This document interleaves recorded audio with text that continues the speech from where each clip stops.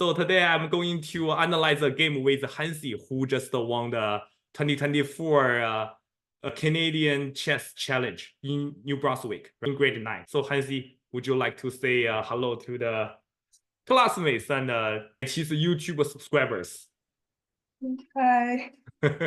Yeah, so can you tell the audience a bit about the tournament? It was overall a really fun tournament. It was like a 2-day tournament with 9 rounds. Mm-hmm. It was a round robin between the provinces. Oh, between the provinces. Yeah, provinces in Canada. Yeah. So Ontario eventually got the first place. And what was the time control? It was 25 delay 5. Okay, that's a rapid game. You guys don't really need to write down your moves or record, right?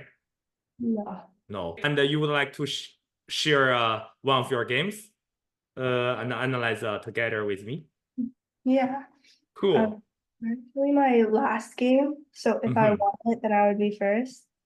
If I draw or lose, then nothing is like guaranteed. It depends. If you drew or you lost, then it depends your competitors. Probably you guys will play a tiebreaker, but eventually you won. You click everything and got the first place in the tournament. That's nice. Would you like to share your screen and we can go check the game together? Yeah. Oh, Joey! Oh my God, you beat Joey! Oh, I feel bad for him. Yeah. Joey is one of the students, right? Who represents BC. I played the Kali system. Okay. Or 锤子开局. And then he played kind of like a weird like move order, but like it's good. And then we'll play the C4 eventually. Okay. Basically, I think I'm just like improving my position right now because there's nothing solid. Yeah. I wanted to like. Oh, you know what? So I really like this bishop b1. This move is a very patient, right? So I really like this one. So probably most of the, let's say, kids chess players wouldn't play this move, right? Because literally they would like to attack immediately and they wouldn't just play something like that, right? So could you please tell why you want to play bishop b1 right now?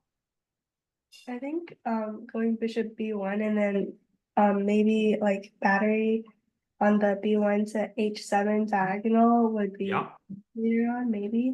Yes, that's nice. And also like this position, black cannot really do anything, or so does white, right? So and we can just improve our position and wait a bit and see what is our opponent's plan, right? So through your position, keep putting the pressure and observe your opponent's actions, right? So bishop b1 is a really good idea. And then so neither of us wanted to like release the tension in the center. So we're just like improving.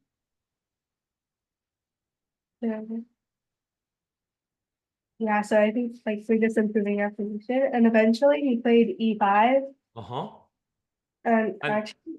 And you just grab it, right? Yeah, I have a question. So definitely here you have several different options, right? You can capture on e5, you can play d5, or you just keep the tension over there. So why you chose to play d takes e eventually? Because I had more time, and I feel like after d takes e5, like I can get an extra pawn, but black gets some activity, but I think it's okay because like I have more time, and if it's complicated, then upper hand. Okay. You know what? So in my opinion, like where my intuition tells me d5 is probably not a bad idea because we grab more space on the center. We push our opponent's c6 knights moving backward, and also we block the b7 bishop, right? So d5 was the move that I would play if there's not anything wrong. But I'm also considering like after d takes e, do you think white get an actual pawn like rook d8? If queen takes d8, then knight e5. Can you get an actual pawn here? D takes e, rook d, queen takes d8, knight e5. What do you think? I think eventually there's a lot of lines and black can eventually win the pawn back. Like there's a lot of options. He can like play for the initiative or he can win the pawn back.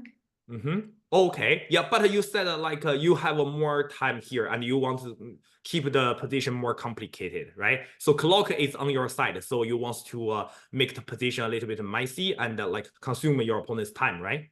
Is that what you want? D takes e5 is a very practical decision, I would say. But I still think probably d5 is more logical because like we don't really want to use the d4 pawn to trade off the d6 pawn unless you have a very good reason. So I think d takes e is a very good practical decision. But can we just like take a look of for example d4 to d5, go grab some space and let's say knight e7, right? And then to be honest, I don't have any strong continuation yet, but I think white has a very decent attacking chances on the king side. For example, what I want to play is maybe between rook c3 or knight h2. Probably I will go knight h2 first. And I'm going to play something like knight g4, trade off our opponent's chamois knight on f6, right? And you can play rook c3 eventually, the rook left, and attack your opponent's king on the king side, right? So probably I would go d5, but it's just a different different type of taste. Yeah, you play the d takes e. You want to make the position messier because you have the time advantage. But objectively, I think d5 is a cup of tea. Yeah, but d takes e. Yeah, it's okay. Keep going. Well, I think here knight takes e5 is better. Why? Why knight takes e5 is better? And actually, I think it's because even though like you open the diagonal here for the like so you get more counterplay and attacking chances. And I don't think you can pawn after this because the a3 pawn's always hanging. Yep, I agree with you because you use your c6 knight to trade off opponent's f3 knight, right? And your left square bishop is a bit more open, right? Yeah, it makes sense. And D takes e, rook takes, yes, queen takes d8. Rook takes d8 was better here because it's like basically the same concept where you open the light square bishop if. Okay, but what if rook d8? What if we go knight e5? What if we just like you said, rook d8 is better, right? So rook d8, knight e5, knight takes e, queen takes e5. Oh, and then you have queen c6, right? So attacking on g2. What if I go f3? And you have, I don't know, rook d2 or bishop c5, bishop d6. So many different options. Yeah, bishop d6, bishop c5, or rook d2, right? You can choose between them. I think rook d2 would be a very, very strong. Rook g2 is coming, ladies and gentlemen, right? So king g2, queen f3, and king h2, queen g2. Yeah, rook c2, rook d1. Yeah, so see, suddenly the table is turned. White up a pawn, but black take over the initiative. Hancy. So I still think maybe we shall try d5 instead of d takes e, right? It makes it like just give our opponent more counter attack, right? Yeah. So go back to your game. That's nice. Queen d8. That what happened in the game.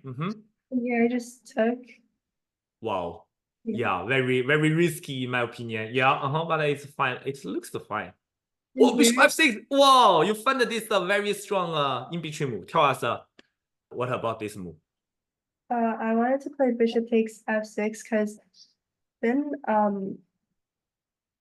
well actually black can go rook takes e2 here, I think. And after bishop takes d8, black has rook d2. And I missed that.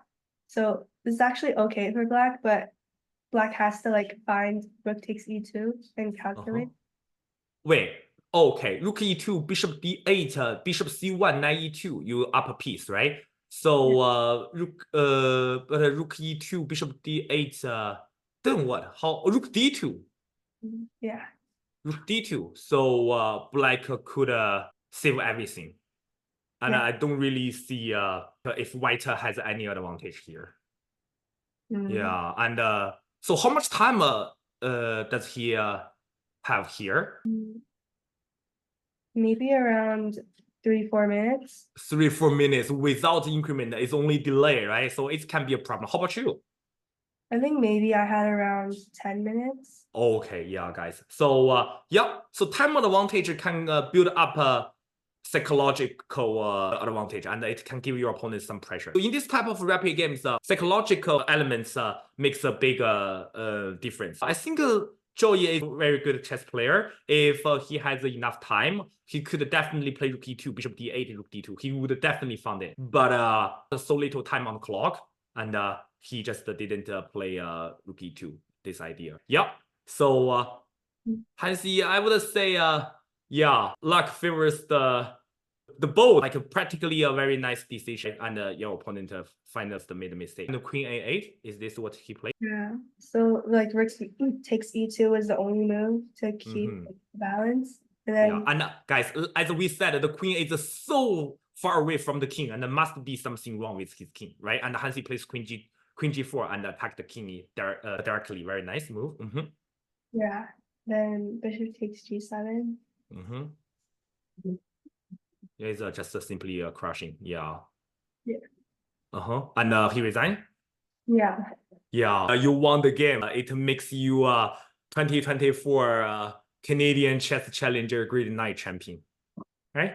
Well, yeah. That's a good game. That's a good game. Yeah. So yeah, I think the critical moment in this game, it is move 19th, right? So yeah, when he plays the e5, yeah, and d takes c, yeah. So I think objectively d5 is the better move, right? So you just restricting your opponent's pieces, you go grab space, and you just still keep your advantage, like d5 and knight e7, knight h2, right? But you just play the d takes c, kind of risky idea, right? But you have more time, you want to messy the position a bit, and eventually you auto calculate your opponent, right? Yeah, that's a really good game. But d5 would be the move that we want to consider next time. Okay. Yeah. So very good. Thank you so much for sharing us the game. And if you can see one more interesting thing about this tournament, is there any interesting fun facts you would like to share with the audience? Oh, there was actually a power outage. Oh, really? But luckily the power came on before the round started, so that was good. Yeah. Okay, yeah, that's nice. Yeah, so I have been played a lot of chess tournaments, and I have experienced like a lot of weird stuffs, right? Like the fire alarm, the electronic like a shortage or something like that, right? Yeah, it happens. But yeah, that's nice. They eventually get it back, right? Yeah. So thank you so much again, Hancy. Yeah, good game.